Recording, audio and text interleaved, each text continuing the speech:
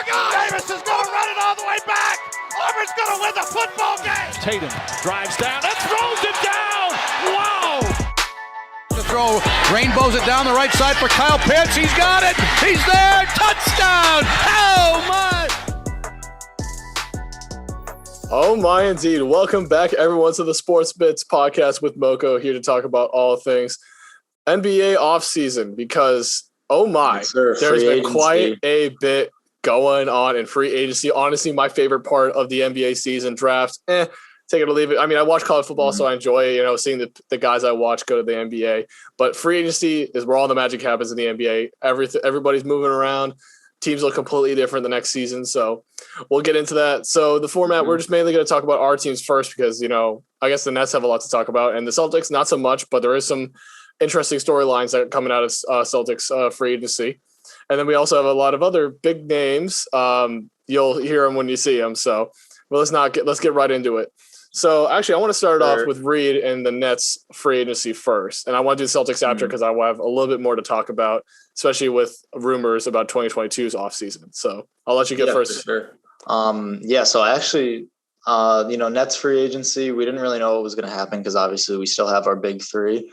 And we have them until next year. So we didn't expect a whole lot to go down in terms of like big moves or whatever. They were going to keep those three together and pretty much just run it back from last year. With as many of the same guys as possible. But we did. So we were able to keep Blake Griffin, which was nice. We got him on a 1-year deal, $2.6 million, which I'm pretty happy about. We kept Bruce Brown on a 1-year deal, $4.7 million, which I'm also very happy about. I really like Bruce Brown. Just an FYI. For the Bruce Brown, he took his qualifying offer, like basically the second day of free agency. So so that was pretty quick. So I assume he probably he wants to run it back. Hopefully win a chip this year.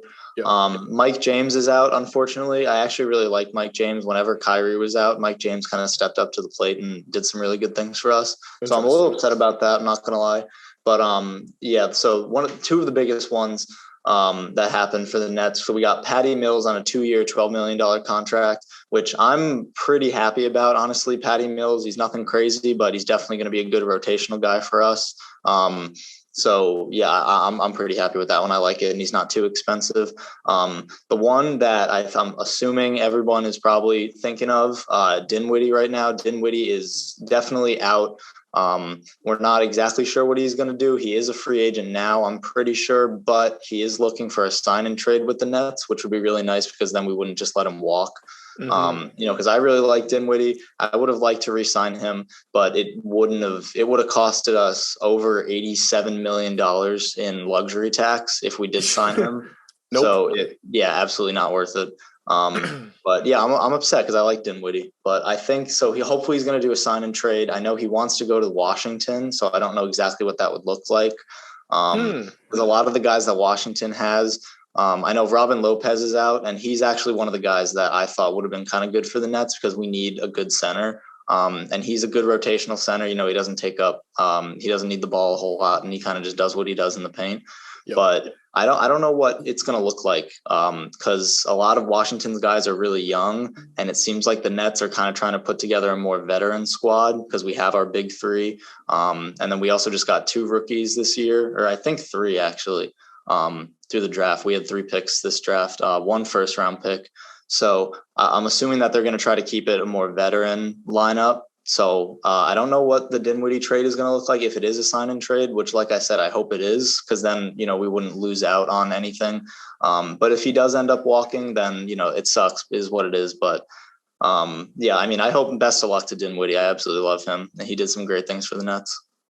Yeah, amazing stuff with the Nets. I mean, I think they did everything that they were supposed to. Not really too much crazy. I mean, they signed veterans. I'm assuming they're going win now, trying to sign veterans who know what their role is and play the minutes that they're told. We have our big 3 until next year. They're going to be free agents next year. It's really like a win now situation because I don't think we're going to be able to afford to keep them for too much longer. And I'm honestly mad that you stole Patty Mills from the Celtics, but it's fine. I don't think he really wanted to sign with the Celtics. Looking to get Patty Mills. They were looking at him, but I don't think we were going to give him $6 million. I think we probably would have given him $6 million for like 1 year, maybe. I don't know. But still Patty Mills from us, whatever. I mean, our free agency, honestly, going for the Celtics. Do you have any other comments? Because I want to go to the Celtics one. No, you're all good.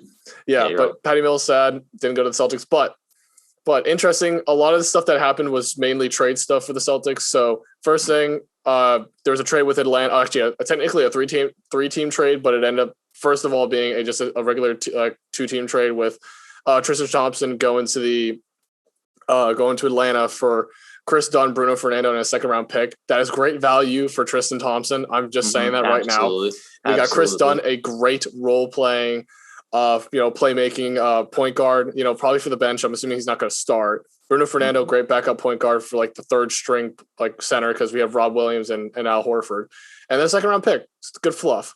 Tristan Thompson ended up in Sacramento. Don't care. Let's move on. Yeah. Next one. That's Sacramento, where the career goes to die. Yeah. Yep.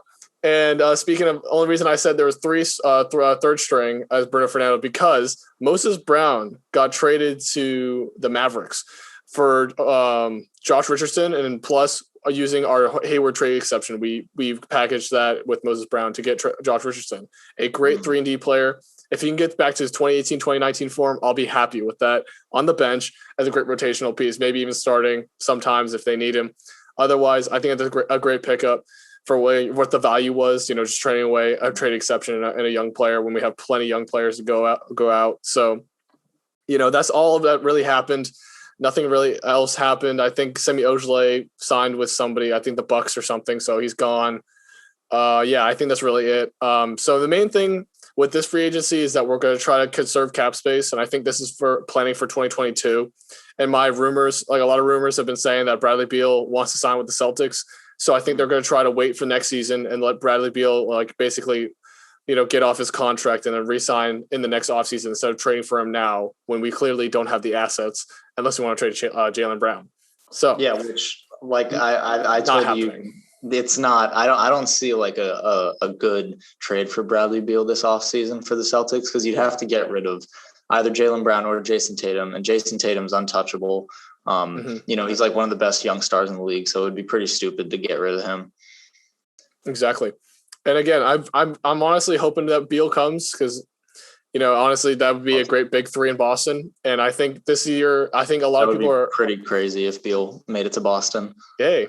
It'd be fun to see Boston basketball all big again with a big three. But I think we're calling 2021 like a bridge year. I don't think we're going to play as well. Like we might be the 7th seed next year, like we were this year.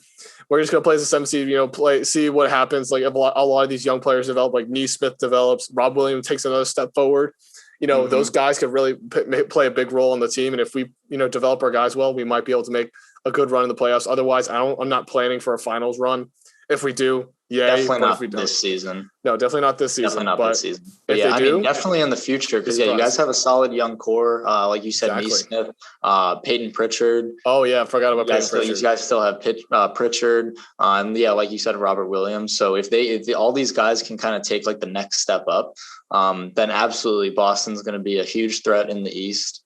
And well, honestly, also one thing that I want to talk about before we get into more stuff is just like the fact that this free agency, like we have a couple teams that we're going to talk about, but the East as just a whole conference is becoming way more competitive now. Yep. And I absolutely love it because traditionally it's always been like, oh, the West is, the more difficult conference to play in, which I guess you still could make an argument that it could be. But as of right now, the East is looking very scary. We have a lot of teams, like a lot of dark horse teams that made a lot of moves in this offseason, and we don't know how they're going to play together or see what they're going to do. Yep.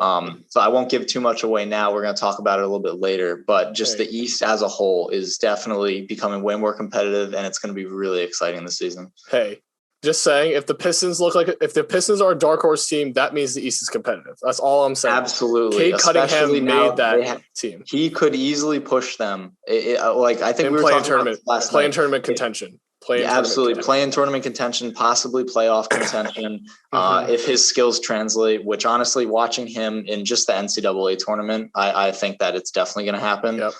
That his skills are going to translate pretty easily to the NBA. So we got a lot of teams where, we really don't know the East other than the first 3 seeds maybe are pretty much up in the air at this point. Even the Sixers might be falling down out of the seeding this year. Yeah. We might they just signed Drummond as well, which actually Trust the process. That's a perfect segue into what we were going to talk about next, which is Ben Simmons and the Sixers. Yeah. So, oh boy, I hate looking at this, but we on Instagram, I actually sent this to read, and it's ESPN's trade speculations or trade rumors or scenarios for Ben Simmons. And these 3 trades are the most goofiest trades I've ever seen in my damn life. Absolutely. I'm like, why would anyone do this? But let's start it off. No, I think there was one. There's one good trade. There in total? There were I'm 4. going to talk about there's 3, but there's one good trade. Yeah, I'm going to talk about that one first. Decent one, but yeah, the rest of them. And then I want to trash on the rest and trash on Ben Simmons for the rest of it. So first good one is Sixers get Buddy. This is with the Kings. So Buddy Hield, Tyrese Halliburton, Marvin Bagley, and a first-round pick for Ben Simmons. So I like that trade. I like that Ben Simmons brings, not Ben Simmons, Buddy Hield brings shooting, spacing to the Sixers, which is great with Seth Curry and Joel Embiid there. Because Curry and Buddy Hield, imagine that shooting tandem in Philly. That'd be amazing. That'd be and then Tyrese Halliburton. Danny Green is still on the Sixers now. I think he got signed somewhere else. I'm pretty sure. Oh, did he? I know that the Lakers said that they were looking at him, but I thought he was still on the Sixers, but never mind then. Yeah. But anyway, speaking of that, speaking of guards, Tyrese Halliburton, great defensive piece. And again, Sixers are great on defense already. So I think he'll be a great replacement for what Ben Simmons brought on defense. And plus Halliburton's a great offensive piece as well. Like, look at what he did as a 6th man on the Kings. He's amazing. Marvin Bagley, great filler in piece for a smart power forward. I think he'll probably run the bench because Tobias Harris is a way better power forward than him personally. In my mind, I like Tobias Harris. So there you go. And then a first-round pick. That's honestly a great trade. Ben Simmons, his value is not as high as you think, and not as high as you think. And these next trades will they're asking for will be dummy stupid when it comes to this was the only one that made even like a lick of sense. Yeah. And even to me, like packaging all 3 of them, Buddy Hield, Tyrese Halliburton, and Marvin Bagley with the first-round pick is even a little bit too much for me. I was going to say, like, if it was Buddy Hield and Halliburton and a first-round pick, maybe 2 first-round picks, then I would say that would be a lot more fair. But adding Marvin Bagley into it, where one, like you said, he'd probably ride the bench anyways because Tobias Harris is already there. So I think that wouldn't make too much sense for them. And Marvin Bagley is still a really solid power forward. He had a great season this past season. He hasn't really taken any steps forward, but he's just been solid since he entered the NBA. Exactly. He's been solid. And maybe he will be able to develop, but I don't know. To me, like, that just seems like too much for Ben Simmons. Now, speaking of too much for Ben Simmons, that next one, hold on. Ridiculous. So calm down. So now I need everyone after this to go trash on ESPN and trash Daryl Morey on Twitter after this, because look at this. Portland Trail Blazers receive Ben Simmons, Tyrese Maxey, and 2 first-round picks for Damian Lillard. Damian Lillard going to the Sixers. Hell no. No. Absolutely. That is no value. But Damian Lillard is worth 4 first-round picks, Maxey, Ben Simmons, and maybe like Seth Curry. I don't know. That's how I see Damian Lillard's value, because he's that good of a player in my mind. Personally, he's that much of a game changer in my mind for that crummy value that they try to trader value that they try to put up there. Terrible. Yeah, I think if it was Ben Simmons, Tyrese Maxey, and 4 first-round picks, I don't know about Seth, but the 4 first-round picks, then I could kind of get behind this. But the 2 first-round picks, Ben Simmons and Tyrese Maxey. Now, Tyrese Maxey had a pretty solid playoff run this past season, this past postseason, but he is by no means on a similar caliber to, because Damian Lillard is like up here with like superstar status, right? And then that trade. Other stars, right? Tyrese Maxey isn't even on 2 levels below Dame. Here's the value of Damian Lillard. Here's the value of that trade right here on the screen. That's the trade. This is where Damian Lillard is. It does not match up at all. No, it is goofy. Let's move on to the next one. It's also another Portland Trail Blazers one, which is even worse, I think. I think this one's better. This one's better, actually. This one makes more sense. Yeah, so it's Sixers receive CJ McCollum, Nasir Little, and a protected first-round pick, and the Blazers receive Ben Simmons. Honestly, could work. It could work. A lot of people wanted to pair Damian Lillard with Ben Simmons, so like that could work. CJ McCollum in Philly, great pairing. I think personally is a great pairing. And to see a little him and Seth would be a deadly backcourt. I agree, but who's going to take the ball? Probably I don't think CJ is a ball dominant guy, so I don't know who's going to take the ball there. I think it would probably be Seth at the point and then CJ at the 2. I think if this goes through, which there's no chance of it. No chance. Yeah. Whoever the Sixers GM got to be like really dumb, and Daryl Morey has to be some sort of like sweet talking like goddess. Seriously. Like you gotta have the gift of gab if you want to be able to make these trades happen. Doesn't make any sense to me. And I think even I don't know if it was Steve Kerr or if it was the general manager of the Warriors, but they were quoted by saying like the Sixers are just giving like completely outlandish trade offers for Ben Simmons. Like they're completely ridiculous and they don't make any sense to the other team. And it shows with the 3 that we just said, right? Like 2 of them were and then one of them was just completely outlandish, like totally off the rails. But I think it just shows that like the Sixers, they don't like, first off, I don't know if my TV was broken or something, but like we all watched the same playoffs, right? Yep. Like we watched Ben Simmons just absolutely lose all confidence and lose all sense of offensive capability. So just making sure that I wasn't the only one that saw that. No. But I think everyone saw that and was like he was building a mansion for himself. Sixers are completely delusional about this guy at this point. You know? And like, I mean, offensively, he's a liability at this point, Ben Simmons. I think he needs to get his confidence back. I think that was a big problem where he didn't have any confidence. He still can't shoot. He's a good defender, and playmaker. And he's a good playmaker. I think his 2 highlight skills is defense and playmaking. Everything else is just absolutely. I don't know where he's at with that. It just doesn't make any sense to have these like just massive offensive weapons come in to Philly and ship Ben away. Like it just doesn't make any sense. They don't match up. Like they're not the same. He's not that guy. You're not that guy, pal. Trust me. You're not that guy. Not that guy. I don't know how. Not that guy, pal. Trust me. You're not that guy. It's really bizarre, and I think the Sixers are in a really weird spot right now because if he does come back to Philly, like he's getting booed out. He's getting booed out the game. He won't even be able to get the ball, dude. Like it's not going to work. So they need to get rid of him, and like his value is as low as it could possibly be. So they're in a really bad spot. That's what happens when you're the laziest, most uptight player star in the NBA. Enough talking about Ben Simmons. I've ranted about him. I think we've ranted about him long enough. So let's talk about some good. Let's talk about being finessed because let's talk about Lonzo Ball and the sign and trade that happened with the Bulls and the Pelicans because okay. So let's talk about the trade, the contract details because Lonzo got a 4-year, $85 million for the Bulls in a sign and trade, which means that the Bulls had to trade Thomas Satoransky, Garrett Temple, and a 2nd-round pick for Lonzo Ball. I think Lonzo's value is a little bit higher.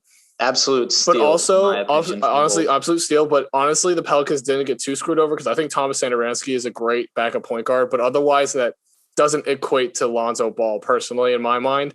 But think about it. The Bulls just got 100 times better with Lonzo Ball. They needed some sort of facilitator, shooter. Mm-hmm. Lonzo's going to be that type of person. And defense. Offense. They have and he's an incredible defender. Yeah, he's a really good perimeter defender. So Zach was pretty much on his own for the most part in Chicago. And it would be like mostly ISO. He would pull up from 3 or whatever. Hey, don't discount Vucevic, man. Vucevic midseason. Right. They have Vucevic now too. Yep. But so basically it was pretty much just those 2. And before Vucevic got there, it was even worse. It was just Zach pretty much by himself. Zach because Otto Porter was injured. Who else was there? I forgot. I know had Thaddeus Young. That Thaddeus Young. Oh yeah, right. They have Thaddeus Young as well. Yeah. But basically, point I'm trying to make is that Lonzo, like you said, he brings that like just playmaking element that they absolutely needed. Yeah. And I think that then, like defense too, like he's a great perimeter defender and I'm pretty sure Zach LaVine has been picking up on his defense too. Mm-hmm. I think LaVine is a great on-ball defender, like one-on-one defender, but I don't think anytime he's off-ball, I think he has like no clue what's going on. Like, should I be guarding this guy? Should I like break off the screen? I don't know. Yeah, like I feel like a lot of the Bulls need to play better team defense because they have decent on-ball defenders and like just like the single. Like, like ISO situation, one-on-one defense. Yeah. So like, I think if they kind of picked up their defensive game plan a little bit more and just played a little bit smarter on the defensive end, they're going to have a lot better time in terms of defense. But yeah, I mean, Lonzo coming in, he's going to be a huge offensive piece for them. And he's one of the teams that we were talking about before being one of these teams in the East that is making it just that much more competitive, because now not only did they sign Lonzo Ball, they also signed DeMar DeRozan, who is going to be a huge offensive piece for them. Exactly. Yeah, he 3 years, $85 million. So deal. That's great. So, and yeah, I mean, I think DeMar DeRozan, I think that's a good contract because I think he is worth that much. He's a great finisher around the rim. And he's got good size. He can play small forward or shooting guard. Not the best facilitator, but they have Lonzo for that now. Yeah, dude, the Bulls are looking scary right now, I think. I agree. And interesting enough, we had a little conversation in the DMs text, talking about like the Bulls are going to beat the Celtics. I'm like, sure. Because you said that you didn't like the Bulls' new potential starting lineup, and then I was like, nah, dude, like I don't know what you're talking about. Okay, so let's read this out real quick. Hold on. Let's give the guys some context. So let's talk about it. So we talked about the DeRozan thing. I like the signing, but the only thing I had complaints about is that in the modern NBA, you do not want to have two non-shooters in the starting lineup at all. And think about it. Thad Young does not shoot, and DeRozan does not take a three for his life. Like if he took a three, the world should celebrate and throw a parade for him because he never shoots threes. So you're basically relying on Lonzo and Zach LaVine on the perimeter. And then if you want to make Vucevic a stretch five, you have to transform him in the offseason in like 5 weeks. So that's my worry, that because if you know who's going to shoot threes, like you can just lock him down and like not worry about them. And then you can just close in on DeRozan anytime he's in the paint. Same with Thad Young, assuming that's the starting lineup. And it really makes the offense really stagnant if that's what your game, you know what the game plan is basically, because there's no like variation. There's no versatility on any of these players except for Lonzo and Levine, I think are great versatile players. The rest of them, I don't know what's going to go on with that. Not to mention, so Thad Young, Vucevic, and DeRozan all in the paint, not a good recipe for success. That's my personal opinion. Hot take. We'll see what happens in the next season. If their coach is not even that who's their coach now? I don't even know who their coach is right now. I don't think their coach is anyone notable. I didn't have a problem with this signing, and I mean the points that you brought up definitely make sense. But to me, I don't have that much of a problem with it because Lonzo and Zach are both great shooters from the outside. All right, Lonzo picked up his game. He shot like 35% from three this past 35, season. 38 around there, something like that. So he picked up his 3-point game. Zach shot, I think it was like 41% from three this past season, which is absolutely incredible. And let's also not forget that they did add Caruso. Okay, Caruso did not have a high bringing him a ring. Caruso's bringing the Bulls a ring. No, I'm serious, bro. I'm being dead serious right now. Is that Caruso didn't have a high volume of shots this past season. He was playing on the Lakers, but the man still shot on 3 attempts per game from three. The man still shot 40% from three. Well, only 3 shots. I'm not too worried for the Bulls. I think they're going to have a great season. I think they're going to do great things. And I think that the problems that they're going to have offensively are going to work itself out. All right. Because you say they don't have enough versatile players, but I think that Zach and Lonzo are going to, like, Lonzo is a great facilitator, right? He's going to be able to throw all these guys open. You know what I mean? Like they're going to have a good offensive game plan. They're going to build it around Zach and Lonzo. And I think it's going to fit the system well.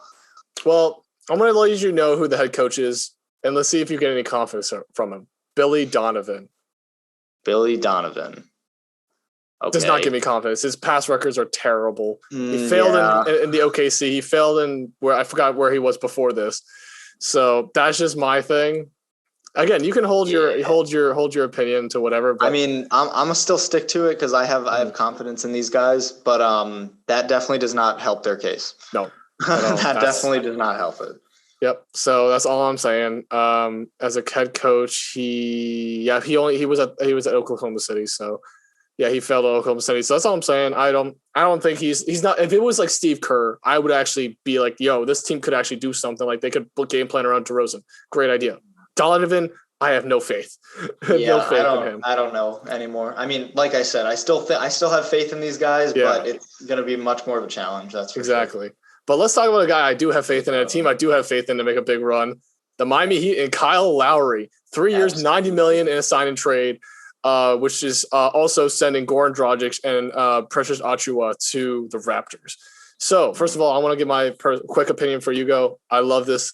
And also, not to mention, the Heat are signing a bunch of veterans, which means they're going to go for it next year. And they signed Jimmy Butler, too, this offseason. So yeah, they were able to re-sign him. So this means the Heat are going like all for nothing in the next 2 years. So let's see it. I want to see the Heat do something. And also, I love this team in general. I love Jimmy. I love his mentality. Love Bam. This is going to be a great year next year for the Heat. Yeah, no, I'm super excited for this. I'm like actually insanely excited because I love the Miami Heat just like as a team. I think they're just like really dope. And I love Jimmy. Bam does some amazing things. I think he's improved so much as a player on both ends of the floor. Absolutely great rim protector, just like good size. He honestly moves kind of like a guard sometimes. If you really watch him, he's kind of slippery like that. But exactly. I absolutely love what the Heat are doing right now. They're going, balls to the wall, for lack of a better term. And Lowry is going to be absolutely perfect for them because now all of the playmaking duties were pretty much focused on Jimmy. But now he's going to have Kyle Lowry to be able to pick up a lot of that slack for him, or maybe even vice versa. Kyle Lowry is probably going to be the primary ball handler. That's actually definitely what's going to happen. Kyle Lowry is definitely going to be the primary ball handler. And then they're going to have Jimmy, who's able to facilitate an offense when A, Kyle is out, or B, when, if it's just like still those two on the floor, they're going to be able to, run some crazy offensive sets, like 50 passes per possession type deal, just like swinging the ball around crazy, getting open shots. And then, like Bam also is, he's going to be locking down the paint and he's going to be, just an absolute animal inside. And we'll see what else happens. But hopefully, Hero is going to be able to fall out of this slump that he had this past season. If that is able to happen, then the Heat are definitely going to be a deadly team in the East. But even without that, they're looking really scary right now. Yep. Hero, I was going to say Hero should have gotten traded. But you think he should have gotten traded? Yep. But they signed Duncan Robinson. I'm hyped for that because I like Duncan Robinson. Yeah, that's right. They have Duncan Robinson. Little overpaid, $18 million for 5 years. A little overpaid, but I think they're going to try to trade him next year or in the next couple of years whenever they blow this thing up. So, you know what? It's fine. They got a good shooter on the perimeter to help out with the spacing. So I like it.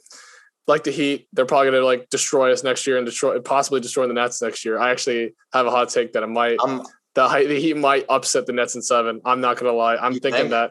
I mean, this roster chemistry has all one thing defense. By looking at this new Heat roster that they just built is not only do they have a lot of offensive weapons, but they have some crazy defensive weapons too. Yeah. All right. Kyle Lowry, for his size, is a great defender.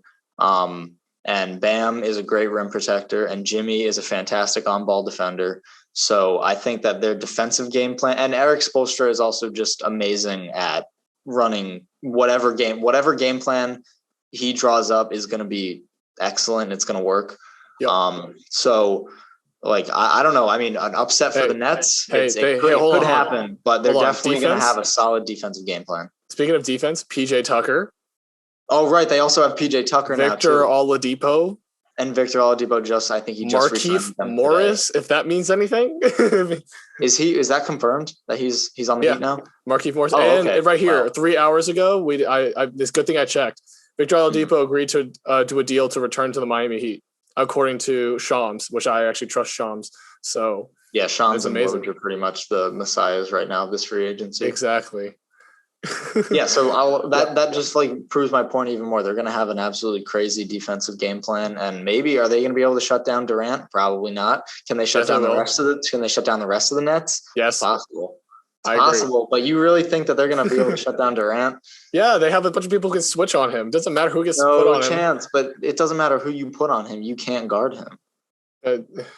That's fair, but at least you can slow him down. That's what I mean by guarding Durant is meaning slowing him down to make him average, not insane like he usually is. Yeah, not like a god. All right. There's no way to stop Durant. There's no way to lock down Durant, but there's ways to slow him down. Is that it's not that's not gonna happen. But are they gonna be able to scoring 50? He scores 25, 30. All right, that's what I meant. Yeah. Okay. Well, yeah, that's better. That's a pretty average game for Durant. And then if everyone else is doing terrible, that means Kevin Durant can't lead this team. So that's all I'm saying. Mm-hmm. So. That's a conversation for another day. That's definitely a conversation for another day that we got. So, second thing, I want to talk. Third thing, actually, because we're on this, we're numbering this. But let's talk about 2 young players that got amazing rookie extensions: Shai Gilgeous-Alexander, 5-year, 172 million. Trae Young, 5-year, 207 million. Second thing about Shai Gilgeous is there's a little clause in his contract that adds a 30% escalator clause, which would make him basically equal to Trae Young at 207 million if SGA is put into the top. Was it all NBA teams? One of the three all NBA teams. Yeah, one of the three all NBA teams. Yep. And deal does not include early termination options, which means he has to make the all NBA team before he decide if he wants to quit, basically, or get traded. So just saying, that's pretty good. I think. So if he wants to get traded, he has to make an all NBA team before they can trade him? Well, no. He wouldn't get paid the full amount. He would only get paid 172. Oh, okay. Right. Instead of the 207 million. Escalator clause. Okay. All right. That makes sense. There you go. So, yeah. And I think personally, this is my only comment about this, that I think SGA with this 207 million, which I think he'll make an all NBA team eventually, like in the next 2 years. I think this is leading up to either upping his draft capital, because if he made an all NBA team, that means he played insane, which means he upped his his trade capital for whatever the future may hold for him in OKC, or they just locked him up for 5 years as the franchise player of the Thunder. So what are your thoughts? That's what I think they're trying to do. And if I was the Thunder upper management, their front office, I would want to lock this dude down for as long as possible, because to me, he's going to be one of the best players in the league in a couple of years. He's I literally don't even know how to talk about him, because he just does so many great things. He's a great defender, good on-ball defender, decent off-ball defender, three-level scorer. He shoots the three ball well. He can finish inside. He has a great mid-range game. He can rebound, and he can pass, which is just he literally has pretty much all the skills you need in a franchise player. Yep. And he's got the size for it too. I think he's 6'5", 6'6"? Something like that. 6'6". So there you go. So he's I don't know, dude. He's going to be one of the best players in the league, I think. And they should lock him down for as long as possible, because if they can build a team around him, they could easily become playoff contenders. And maybe in this next 5-year stretch, with the ridiculous amount of picks that they have, maybe they can trade a whole bunch, build a nice veteran team around him, and then maybe make a run at a chip. Let's hope so. Well, they have to get a couple more stars to do that, but we'll see what happens. Absolutely. But they got him for another 5 years, so we'll see what happens. Let's talk about the next one. Westbrook. So Westbrook, it was a trade for Westbrook. Probably the biggest trade out of free agency so far. It was some goofy trade that even Adam Silver got so confused reading the trade out during draft day. So Lakers receive Westbrook, the 2024 and 2028 second round pick. The Wizards receive KCP, Kuzma, whatever, Montrezl Harrell, and the 22nd pick, which was Isaiah Jackson, which got picked by the Lakers. That got traded to the Wizards, and they got sent to the Pacers via the Wizards after they received Isaiah Jackson. Yeah. And then I'm going to put a clip up in the TikTok that we make about this. Adam Silver reading this. If anybody watched the draft, you know exactly. Adam Silver was just as confused as everybody else was. Because, honestly, I was talking to you about this, Makoto, but these draft day trades that they do are insane. Whack.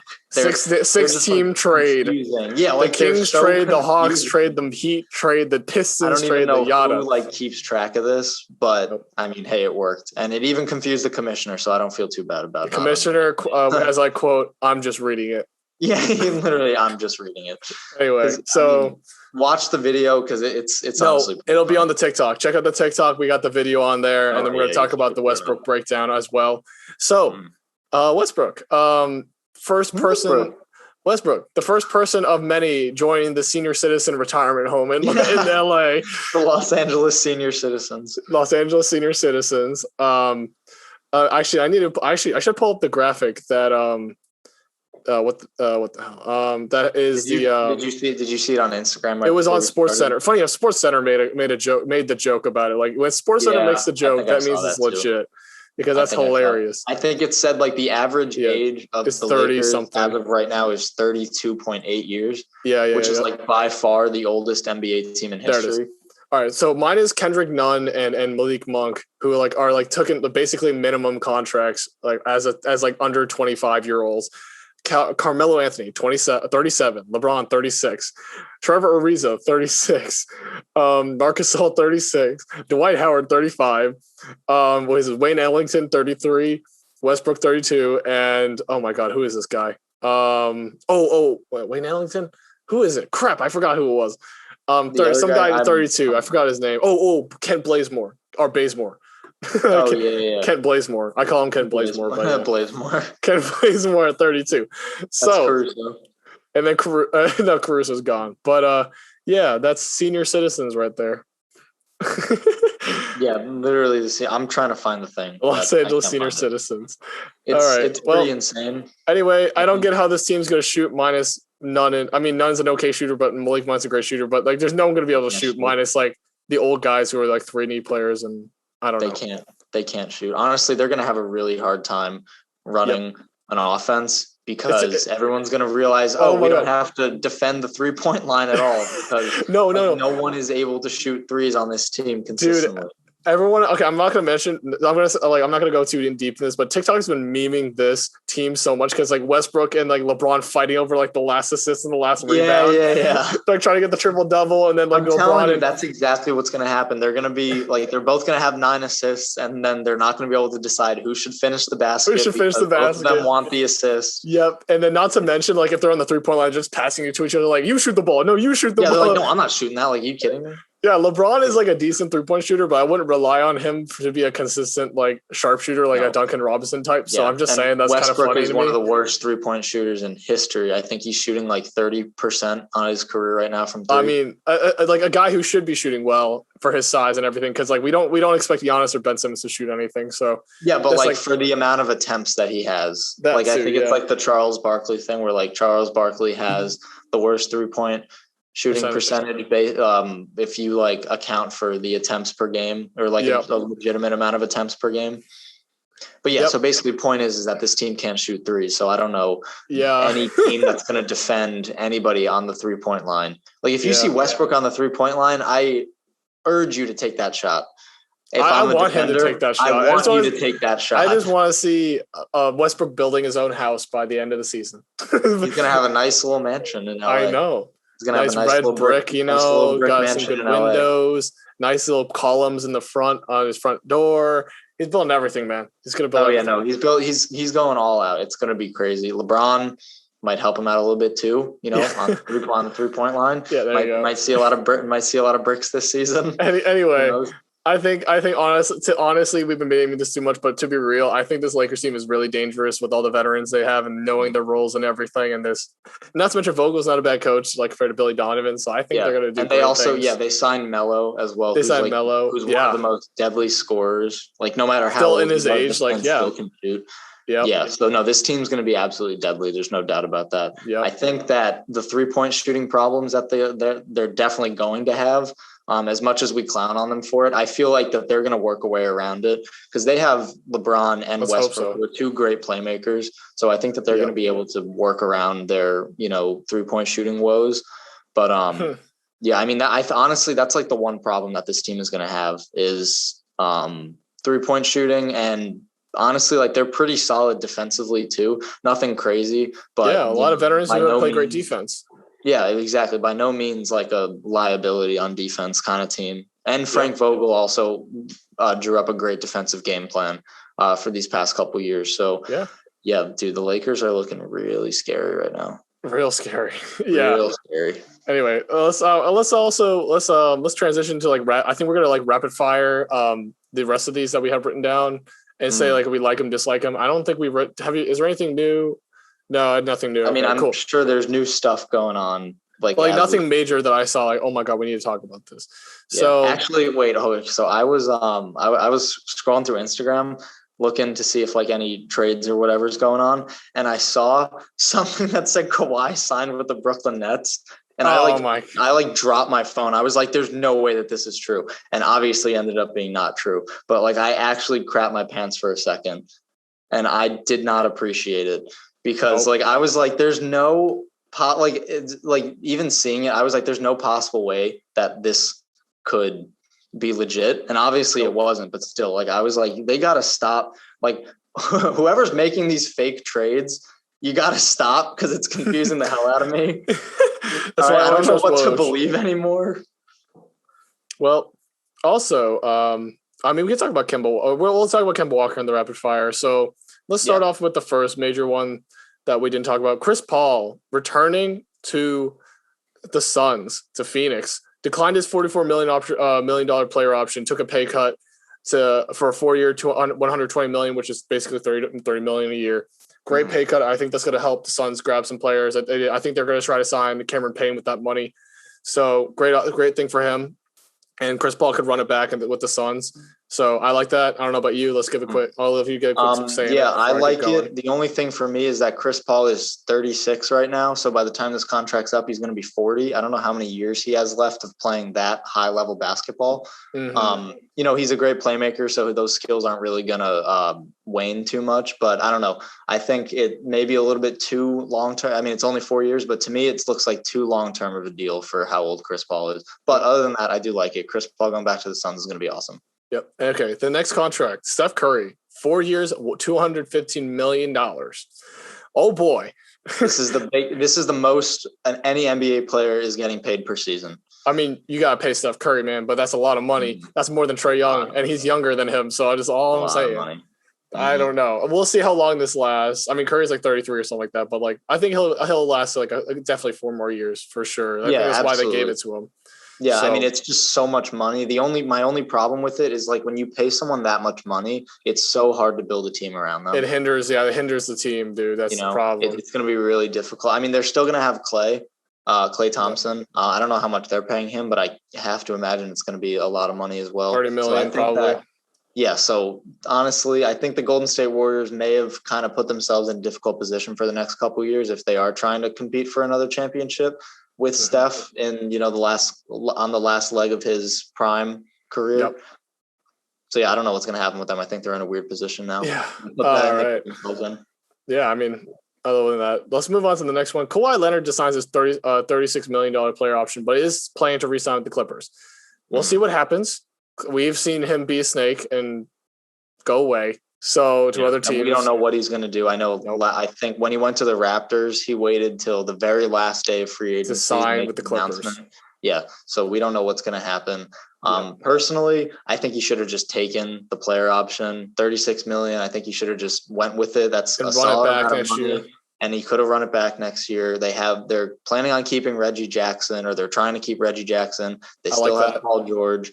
So they're going to have a lot of the same pieces as this team that almost made it to the conference final. Oh, no, they did make it to the conference finals. And lost in the conference finals. Yeah, they lost in the conference finals. So I don't know. I think you should have just kept it. They could have run it back and had a good year, but who knows what's going to happen with them. We'll see. Never know with Kawhi Leonard, the silent killer / snake of the NBA. Yeah, silent snake. Silent snake. He's a snake. Feel like he's not a snake. I just feel like he doesn't ditched on the Spurs and then ditched on Toronto. Ditched on the Spurs. So that's all I'm saying because of medical stuff reason. I feel like I don't know. It's a conversation for another day, but I think another day. But that's my opinion. He's a silent snake. Like he's not big as a snake as Durant, but like he's still a snake. Anyway. Next big one, before we go into the last one, which is going to affect me personally, John Collins signed a 5-year, $125 million to stay with the Hawks. Love it. Keep him. It's amazing. That's all I'm going to say about it. Same. Yeah, John Collins is awesome. He did some great things, turned up in the playoffs, had a great regular season. So I think that him and Trae are going to be absolutely deadly.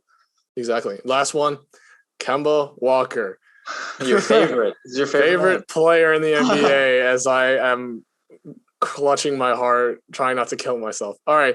Kemba Walker agreed to his contract buyout and then is now signing with the Knicks.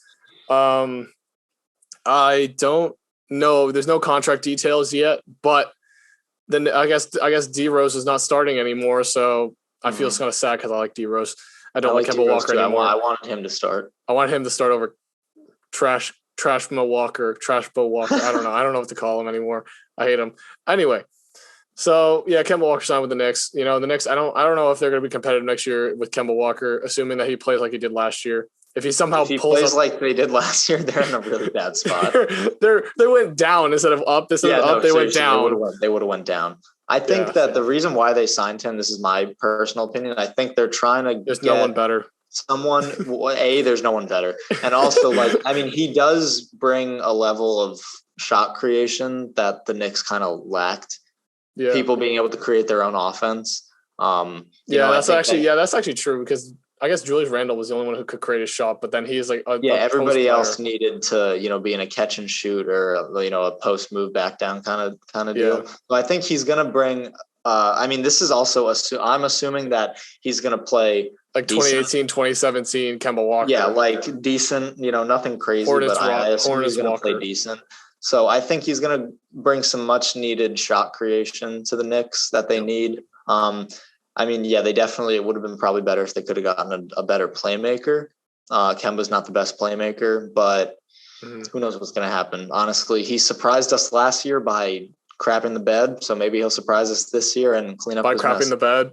Yeah. I mean, he did. I didn't expect him to play that bad. I know. Me neither. I wanted him to be our third star, but I guess that didn't happen. So no, not even a little bit. That's it. I was looking at it. Actually, let's do this breaking news. LaMarcus Aldridge is seriously considering returning to the NBA after his medical consultation. What? Did you just get that? I just got that 14 minutes ago from Woj. What? He ultimately needs team medical clearance to sign a contract and play, and is expected to have conversations with individual teams in the coming weeks, per sources. Aldridge has better come back to the Nets. Has yet to make a final decision. LeBron's gonna get the same reactions last time. Like, dude, why are they bringing their primes back? LaMarcus Aldridge Blake Griffin bringing his primes back. Like, what is going on? Coding RDC World. RDC World is goated on YouTube. NBA stuff. Go check them out if you don't already know him. But I feel like if Aldridge comes back and he doesn't sign with the Nets, I'm going to be a little offended. Yeah, because he played like 2 games or 3 games for the Nets and then dipped, and for good reason, obviously. Well, good reason, yes. But I would love to see him back in the NBA for one more run. Mm-hmm. I want him to be on the Nets. I want him to be on the Nets. Yep. But yeah, that's all the news really. I mean, that last thing, it was just kind of a free whatever thing. But yeah, I mean, I had another thing planned for we had another thing. Actually, funny enough, Reed actually thought of this segment, but we'll do that next week. Hopefully there will be free agency will calm down a little bit for next week and we can talk about it. It's going to be one trade you want to see happen for your individual team. So like trade that Reed would want to see for the Nets and a trade I would want to see for the Celtics. I have to change mine now after what I said. So that's all I'm going to say. What was yours? You can kind of don't say it. You can kind of pick it up from what I was saying earlier. So, I guess might have to change it up. But for right now, we'll see. I may have to do some brainstorming, a little bit of creative thinking to figure out what trade I want to do. I'm going to have to rack my brain for this one too. Exactly. Because what do the Nets really need? Nothing. They really don't need anything new. Hey, no, we need a bench. we need a good bench. Trade KD for 5 solid bench players. Shut up. Don't even joke about that. All right. I think we've gone on long enough. I love talking about this free agency, dude. I'm so excited for next year and all these exciting moves. It's going to be such a good season. Dude, this might be more exciting than the COVID season this year. It might be more exciting. I'm honestly going to say that right now. I feel like the COVID season was also super exciting because it was back and we're all like, oh shit, like it's back. And like, you never knew if someone's going to play or not because of COVID. So but like now I think this upcoming season is going to be pretty crazy. I think a lot of teams are like, I think especially as a fan of an Eastern Conference team, exactly, it's really exciting. And not to mention, this is my last comment before I want to end it because I don't know if you have any other final comments.